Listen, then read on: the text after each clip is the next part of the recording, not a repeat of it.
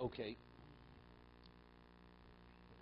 We were left off on Ein Chesem and Beis, right after the Mishnah. We have an argument with the Mishnah. A person says, my son is a mamzer. Is he believed? If, let's say, the man and the woman who, let's say, committed adultery or, let's say, committed incest, she also says, the child I'm carrying is this man's child, also not believed. Rabbi Yehuda says nemoni. Rabbi Yehuda says they are believed. So that's where we're a few lines into the Gemara. Rabbi Yehuda me nemoni. Kiddushin. We had this earlier. Where is it? We had an ayin dalid. We had this mentioned earlier. The Gemara says, just as a person is believed to say zebni bechor, he's believed to say my son is a ben grusha, ben chalutza, even a mamzer.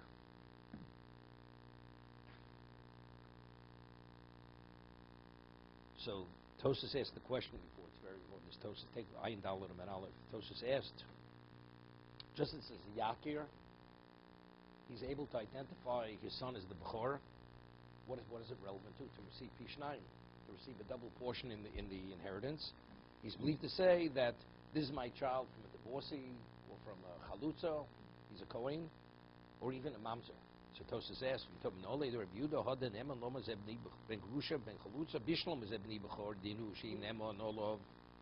Mishum Davitov Lablad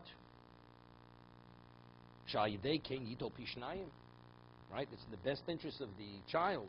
The child's going to receive a double portion in inheritance. Aval Aposla my Nemon. But where do you see from Yakir that the Torah believes the father to classify the child as illegitimate? That's Tosas' question. Ernie, you have Tosas. Yishlomar. So Tosas offers two answers. What if a person has multiple children? Let's say, and he says, the third child is my firstborn. That's what he says. So when he says the third child is his firstborn, so who are the first two children from his wife? So he's saying they're not his children. Because if there is children, how could the third one be his firstborn from this woman? So evidently it's clearly. So a consequence of that is saying he's believed to say his children are mamzerim. Right? He's saying the first two are illegitimate. By saying the third is the bechor, that means the first two. The Omer al Kodesh Bonav Shezeh Bechor Afilu Ochen Nemon Avgav Shal Yidei Meid Al Zeh Shehu Bechor Machzik as Agdolin Mamzerim. Although by saying the third one is his firstborn, so what are the first two children? He was married on January 1st, 1990. His wife gave birth 3 consecutive years. He says the 93 child, that's my firstborn. So that's his first. So who fathered the first two children? That means he's saying that those two children are mamzerim. They're not his children. So we see once we see, so if he says it's my child who is a mamzer, we'll say the same thing.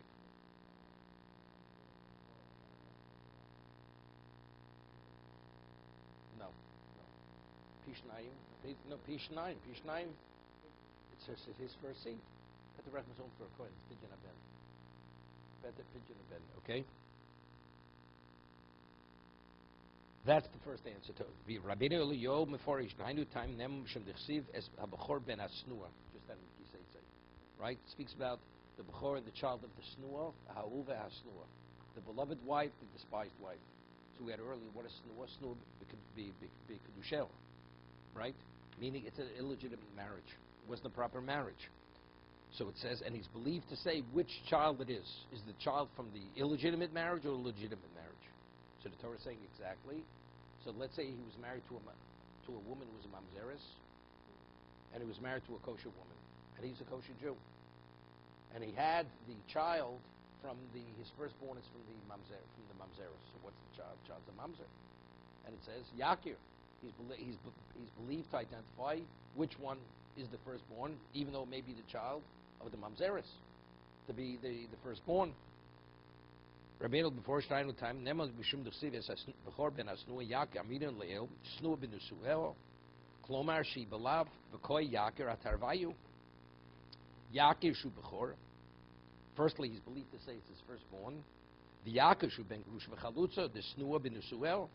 We're speaking about it's a marriage which is despised by God. It's frowned upon by God. V'chein motzas b'Yushalmi. So we have two understandings why, but this is the basis of Rabbi Yehuda.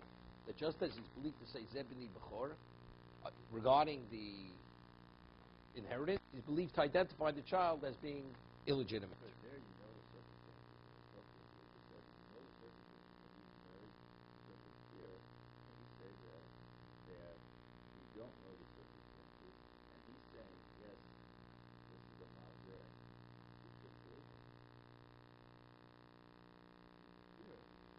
But over there, you're believing the child more. You're believing more than it goes beyond financial. You believe over there because you know the circumstances. What do you mean? You don't even know if it's a child. How do you know this child is his child? Third child, the man says my third child is my firstborn. That means you know the first two. So he's testifying. So as a result, consequence of his testimony is the first two are not his children. How's he believed? Torah says you are believed. The father is believed, has that ability to identify whose child, who's not his child. Even though a consequence of that is he's causing other children to be considered, classified to be illegitimate. So in this case, we know that this child was his child, and he's testifying that the child was not his. We know Same thing, similar. See, if you see it's limited to financial, is one thing. You say, and that was Tos's question, it's in the best interest of the child that he's giving you a larger portion. Right? So the Torah says that's what he's believed. But if it's to the detriment of anyone, where do we see he's believed? So that Tosa says, we see, because when he identifies the third to be his Bechor, it's to the detriment of the first two.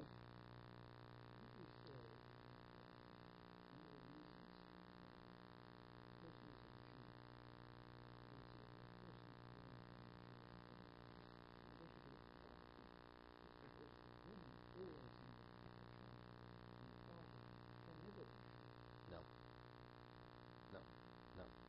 That's not the reason.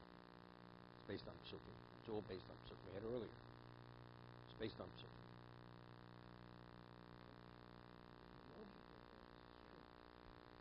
But the Gemara says, where do we learn he wasn't Rov? We have the Gemara Chulin. How do you know you follow Rov? Right, so the Gemara says, the Torah says, if a person goes and hits his father, he's subject to the death penalty. How do you know he's his father? Maybe maybe this is not his father. Maybe someone else's father is not his father. So based within the context of halacha, the father is definitely the father. Right? But that was a havmina here. The Gemara says. The Gemara Mishnah says, if he says my son's the Bechor, according to Tanakh, he's not believed. We have an argument reviewed in the Chachamim. Then it says, and even if she should concur with him, also she's not believed. So the Gemara says, if he's not believed, why should she believe? She'd say, like you're saying, because it's possible he doesn't know, but she knows, and she knows she had this illicit relationship, or she knows she didn't cohabit with anybody else. Let's say it's from his brother. He says, I cohabited with my sister, but maybe your sister cohabited with someone else who wasn't considered incestuous, but she's conferring. She's concurring with what he says. Nevertheless, even though she knows factually, nevertheless she's not believed either. This is the Tanna Kama. But that's only to tell me the Chiddush why that's the position that she's not believed, that they're not believed. She always knows. Correct. So among Jews, you have a concept of chazaka. There's a presumed status she didn't commit adultery. So if there's a presumed status she didn't commit adultery, so Cheskes Kashrus tells me it was from him. And also we have Rov interplaying, Rov Bil Sachar Abal. The majority of the intimate acts between husband and wife is between the husband and wife, not with the third party. So you have two things interplaying here. Chazaka, she has a Cheskes Kashrus that she's not going to commit adultery. In addition, you have the Rov, that the majority of the intimate acts between two individuals is the husband and the wife rather than a third party.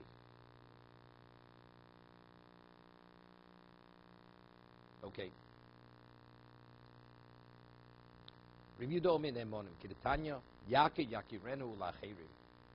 When Torah says yakir, he's able to identify him, to identify him, even for others. Mikanom Reb Yehuda, Neman Odom Loma Ze B'ni Bechor, Ushem Sheneman Odom Loma Ze B'ni Bechor, Kach Neman Lomar Ze Ben Grush Bechalutzo, Chomom Re'eno Neman. Chom say he's not believed.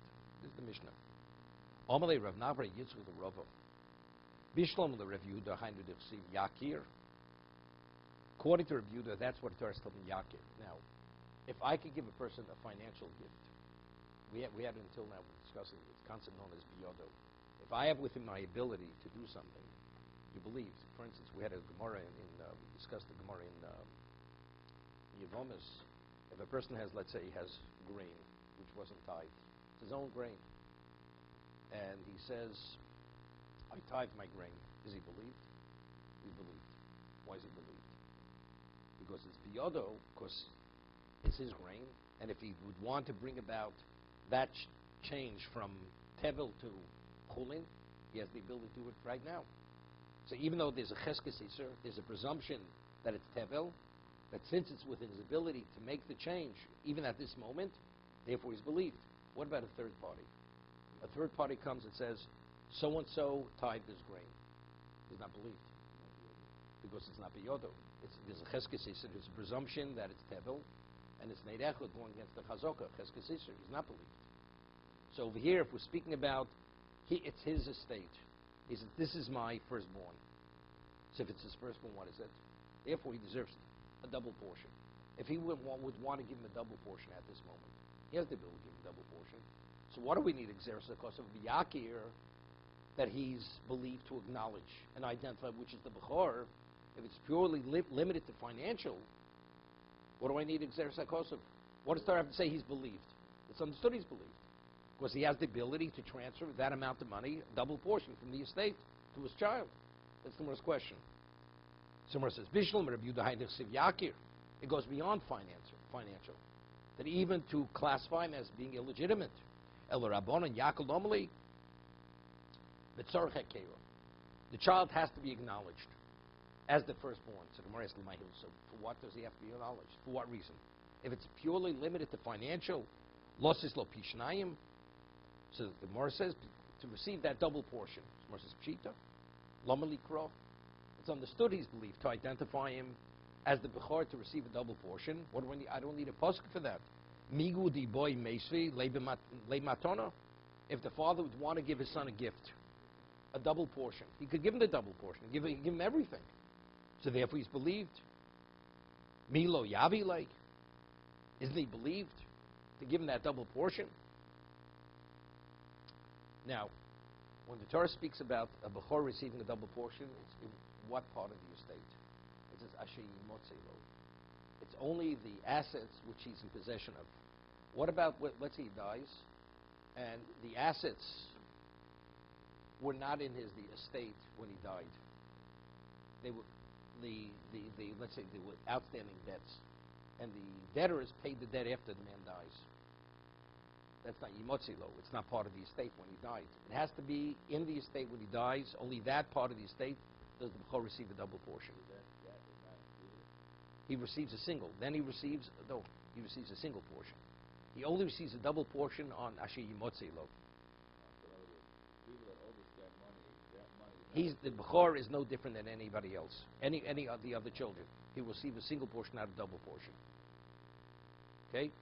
Let's say after he dies, let's say his father died. Let's say his son predeceases his father, the grandfather. So when the grandchildren are going to inherit, it's after their father died, because the son predeceased his father. So the Bechor of that son who predeceased his father, what percentage does he get of the grandfather's estate? A single portion. He gets equal with the other brothers. Because when his father died, it was not part of his, wasn't Yimotzi Lo. It was not part of his estate. No. It's based on Asher Yimotzi Lo.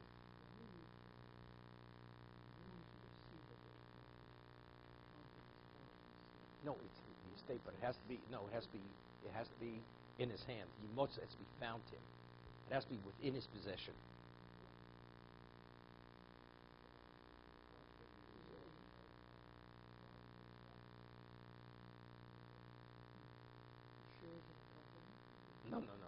shares in the, that's an asset. But let's say a person gave collateral, borrowed money, gave collateral. The collateral is his collateral. It's the collateral of the borrower. Right? So then he would receive once the debt is satisfied, he would receive a double portion in the collateral.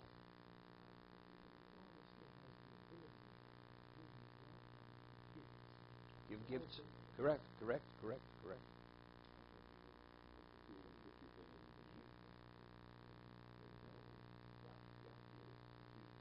She's not believed. Rabbi Yehuda said, of course. No. The nemonim doesn't mean anything. Yeah, it's on the man. Yeah.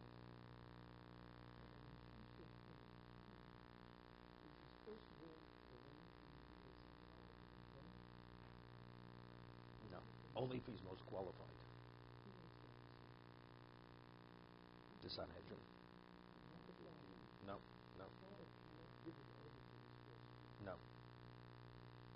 You find David. Well, David was the first king. Shlomo was. What about Shlomo Melech? Shlomo Melech wasn't. He had an older brother. That was the story we read in. I understand that he was the younger. He was the youngest because he was the most qualified. Because Shlomo was the most qualified of all his children. No, right. Correct. He's a true Chassam Sofer. David's on the board, in terms of picking a rabbi. But there's a Rav in the community. Does he have a right to give the position to his son? Right.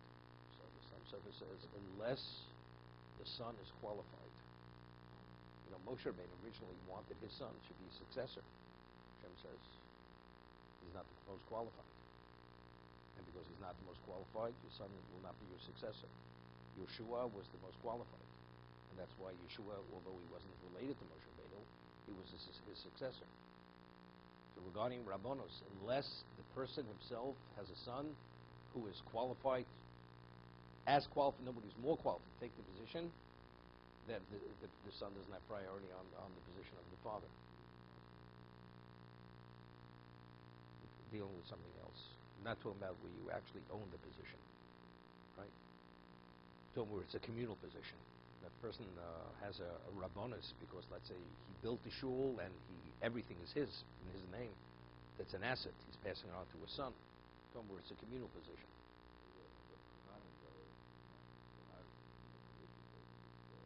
Also, even by Kohen Gadol. I mean, who succeeds the Kohen Gadol? It's only if his son is qualified. If the son's qualified to be the Kohen Gadol, then he will succeed, be his successor. Otherwise, he's not. Although he's a Kohen, same idea. Okay. Samar says, "Mi lo yabilei." Samar says, "Bin choshim shnofel la'acham mikam." We're speaking about where. Regarding assets which came afterwards. Somebody asks a question. Meaning, when he identifies as Bechor, he did not have the asset. It's regarding the asset that's going to come later. So if he would, let's say at this moment, let's say he would want to transfer the asset, a double portion of the asset which hasn't yet entered into his domain. Does he have the ability? That has to Odomakim Dav Shelo Balolam. Can a person transact something which he doesn't yet own? Something that's meant to come to him, but he doesn't yet own it. So therefore, we need Yakir, that he's able to identify him as the Bechor regarding the asset which hasn't yet come into his domain. So Mar asks, the Rebmeir, or the Makta Dav Shelo Balolam, Yakil Omali. Rebmeir holds, Dav Shelo Balolam, that a person can transact something which hasn't yet entered into your domain. So according to Rebmeir, according to what? You can give it. No. Right. So he should be believed. So the Gemara says it's very limited. Shenofelo kshu goses. What about? We'll have to toast this in a moment. First Rashi. Let's say a person is a goses. Goses means he's literally. Let's say a person is in a coma. He's comatose. He's alive.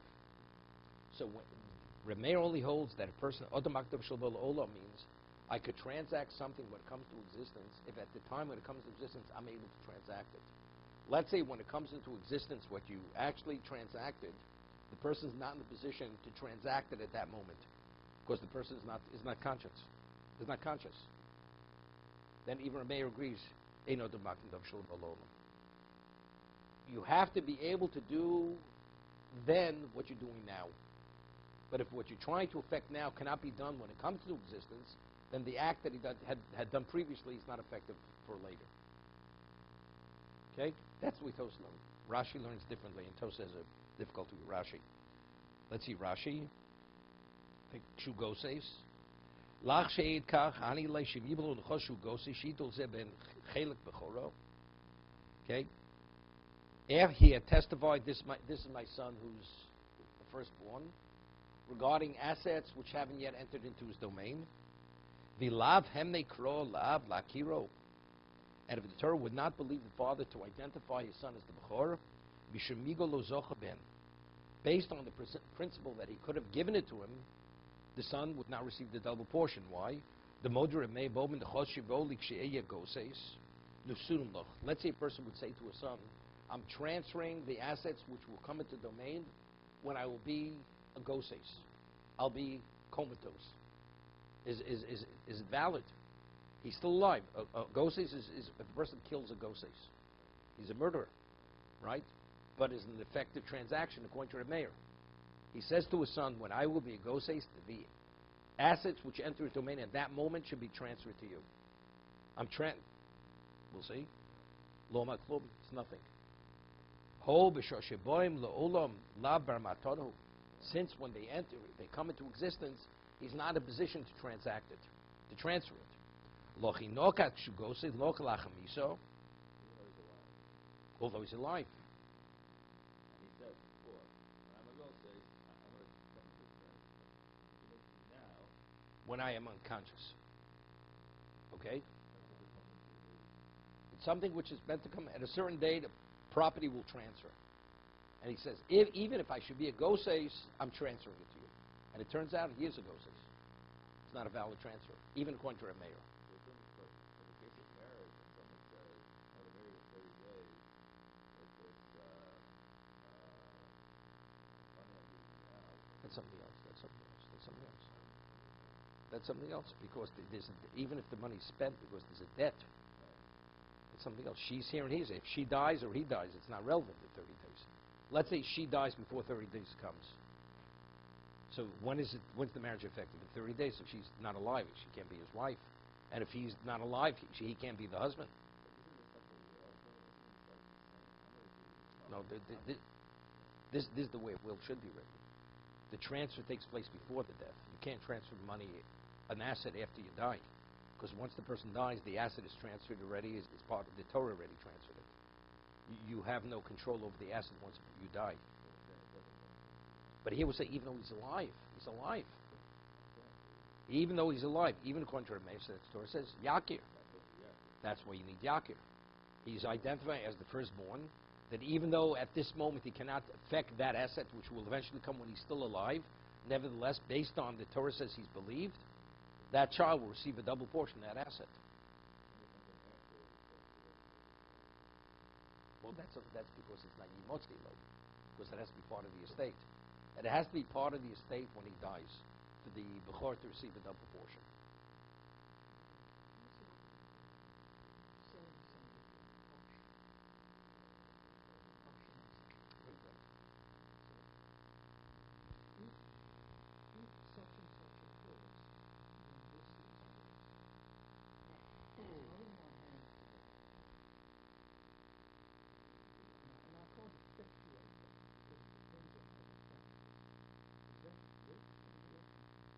What about selling futures? But let's talk about futures. Based on the laws of Dina Malchus Dina, if the government recognizes that futures is considered a valid transaction, it's a transaction. That's based on the economic laws in the country. They say you recognize that as a transaction.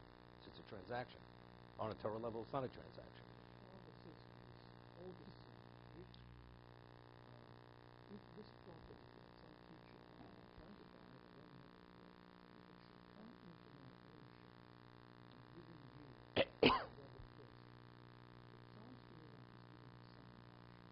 No, that's not an option. That's not an option. It's not an option. No, it's if it will, then you receive a double portion. That's not an option. That's how you have the right to pay for it. Right. Option is right. This is factual. It is yours. It's like if it rains tomorrow, the transaction's a transaction. Doesn't rain, the transaction not. If you give me so much money in 30 days, then the deal's a deal. If not, the deal's not a deal. It's a conditional transaction. It's a conditional transfer. Yeah, why not? That's a condition. Why shouldn't that work? That's not Dovishla Balola. I mean, it is Dovishla Balola, but it's not. But it's not an option. It's not an option. According to a mayor, it would work. It would work according to a mayor. See, it depends. It depends. See, it has. Rameir says it has to be Avidi de Osi. The Gemara above Mitzvah discusses a case where you have future yields, right? Future yields of a vineyard. So every year the vineyard produces grapes. It's going to be. It hasn't yet come into existence, but it's going to be. What about it? Even what's going to be is questionable whether it's going to be. Even Rameir agrees over there. I mean, there's an argument in Rameir that's not a valid transfer. It's too abstract that it will say a person has sufficient intent that he transfers something which may not even exist. Something that's a perennial, which comes year in and year out, it produces. Rameir says that it doesn't exist yet is not a problem. A person is able to have sufficient intent to transfer such a thing. That's called Abidi Dosi. It's meant to be. It's meant to be. No. They don't agree. The Chachamim argue with Rameir, even in that case. Because you cannot transfer anything that's not yours. Until it exists, it's not considered yours. It's like I can't transfer something that doesn't belong to me. Until it comes to existence, it doesn't belong to you.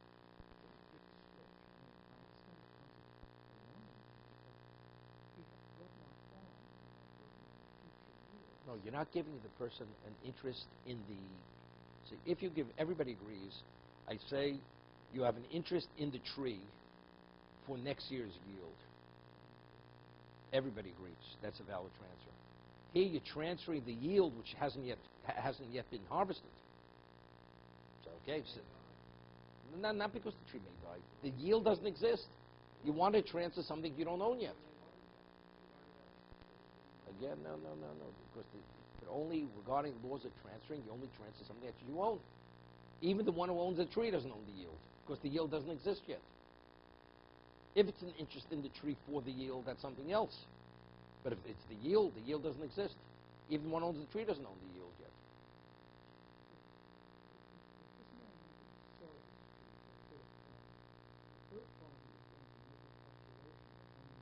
Doesn't make a difference. That the Torah discusses. There's nothing to do with it. I could pay anything I want for anything, and I could sell anything. I will not sell to unless you pay so. A field has a certain potential. The Torah speaks about the Shemitah. You cannot sell a field more than 49 years. So the Torah speaks about overcharging. If you overcharge a person, you're not permitted to. So let's say I sell to you at the beginning of the Shemitah. It's 49 years to Yovel. So how do you calculate the value of the field? It has 49 yields.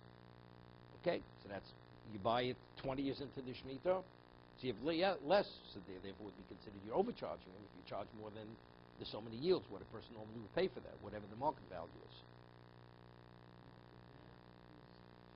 By the yields.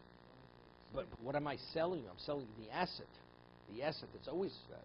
When you buy a piece of property, what's the value of the property based on the potential what you can do with the property? If you can't do anything with the property, it's not worth very much. Right? So it's always. Here I'm selling the yield itself. I'm not selling the property because that's the potential. That's innate in the property.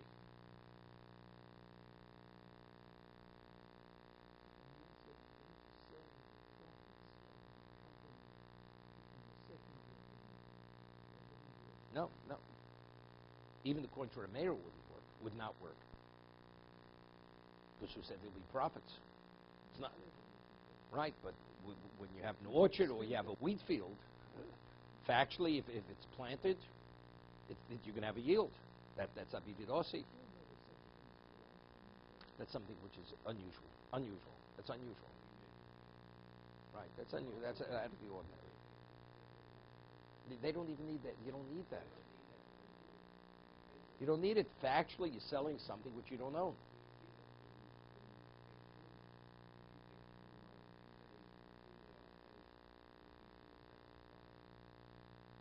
That's something. So what does that do?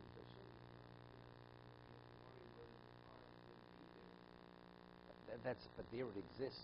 There, when you're affecting, here that what you're trying to affect doesn't exist yet.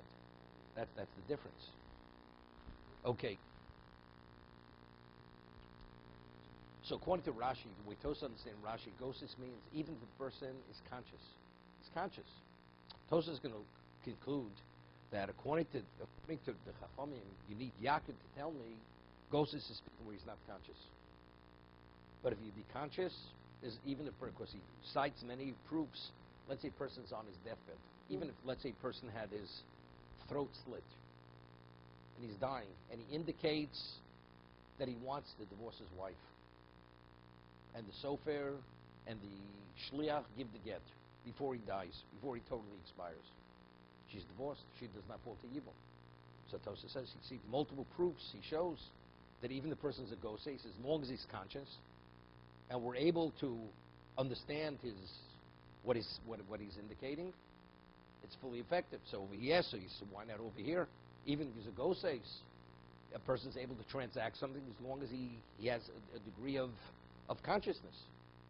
So that Tosas says it's speaking where he's unconscious. He's comatose. That's the case. I understand. But of course Rashi doesn't say it explicitly, but Rashi could agree fully with Tosas. But he brings multiple proofs to show that even a person, when he's a gosei, is at the very end, as long as he has some degree of recognition, he's a fully functioning person as a Jew. Gosei, I understand. I understand that. So he takes it literally. Every gosei. But Tosas has a problem with this. So therefore he concludes that speaking with a man is not conscious.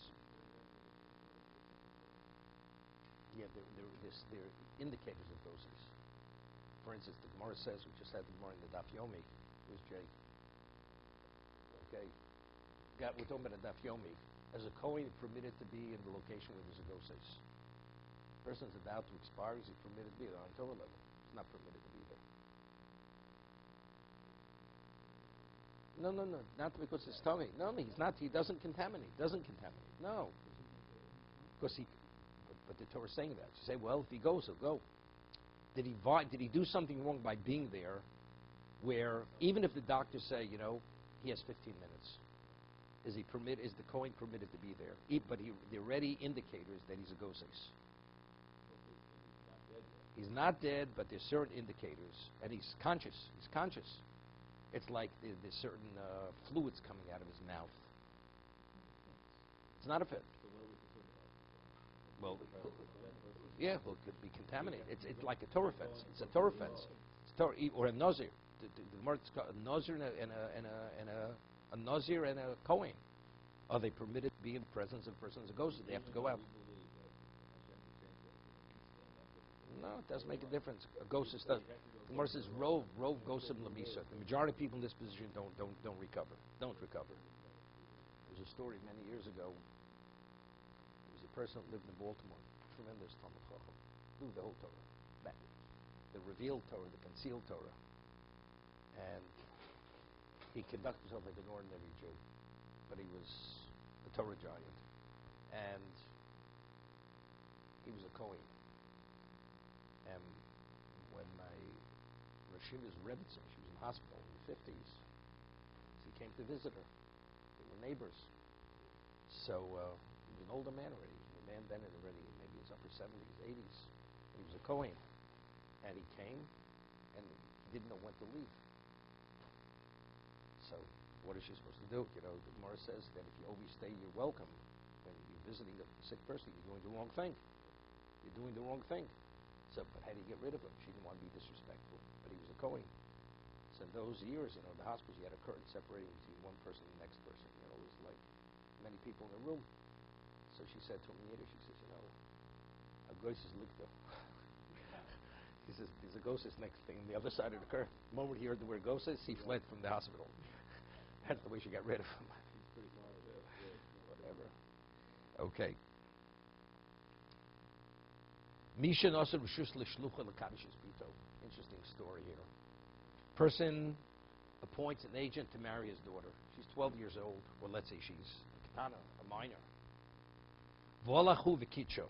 And he went and he found a prospective husband for his daughter. He married his daughter. Although he openly did not cancel the shlichus. He did not cancel the shlichus. Maybe he did. Maybe we'll see. V'kicho, v'olachu v'kicho.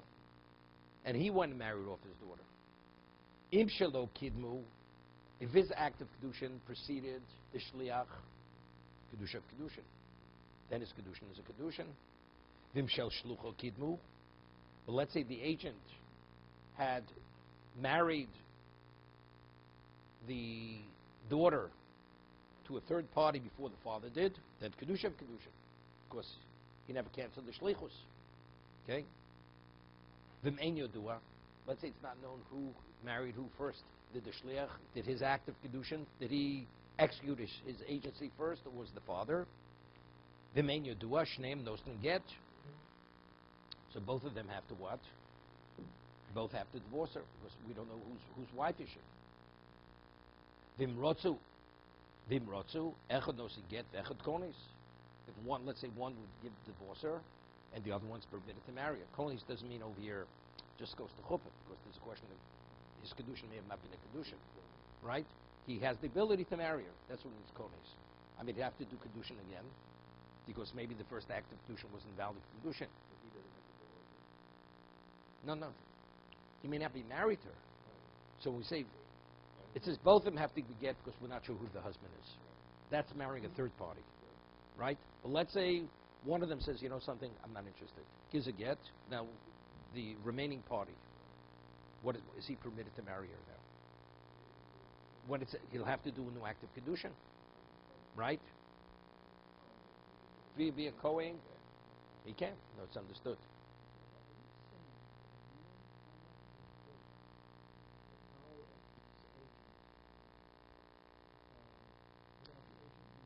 That's a separate halacha. It's rabbinic. Of course, it could create very serious problems. He could definitely. But if the man sends the agent to the court of divorce, and it's going to take a few days for him, he gets there, and the man now wants to shoot up, and the agent is on the road, there's no place to divorce for him. No, if he marries his daughter to a third party, she's married to that party. Because he's still in a position to marry his daughter. He didn't forfeit the right. When you appoint an agent, doesn't mean say you're still the father. Yeah, but he can revoke that anytime he wants. He doesn't even have to revoke it. Doesn't have to revoke it. But you see, clearly he's not revoking it here. Because if by him attempting to marry his daughter, right? If let's say he says, I will marry my daughter. So if that's considered revoking the agency, so even if he but it says here, but if the agent's act preceded the father's act, then we say the agent's act is the act of marriage, not the father's. Let's say he was negotiating his daughter's hand with another party after he had sent the agent. So you'd say, well, the negotiating itself is a revocation of the shlichus, but we see from the Mishnah, not this way. It says whoever did the act of marriage first, she's married to that individual. He can. If he chooses to, he can. What's narrow case he can't?